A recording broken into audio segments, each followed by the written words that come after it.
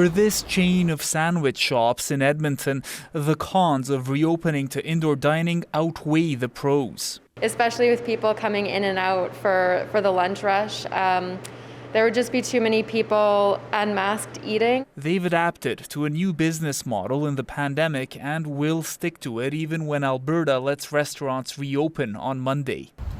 But at this gym, a different story. The owner is anxious to reopen. She took a private training contract in the U.S. just to keep the lights on. It's like 10 people are relying on me to keep my doors open. And I need to come down here to make this money and so that I can keep them employed. It's that kind of pressure on small business the Alberta government is trying to alleviate by reopening. But the province is also trying to contain new strains of COVID first seen in the UK and South Africa. 57 cases now, 8 with no links to travel. If we see a trend that we're seeing more situations where we're picking up variants and we can't link it to anything, I think it'd be important to relook at the plan to open further. The province says it won't let the situation get there.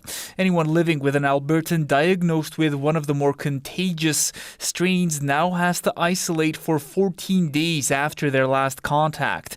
If the initial case quarantines at home instead of in a hotel for free, that could stretch up to 24 days. And should numbers keep rising, then we may have to tighten measures again. I know no one wants to be on the roller coaster. Still, it's something the province prefers avoiding. Part of the reason it's taking a slower approach to relaunching the economy than it did last spring.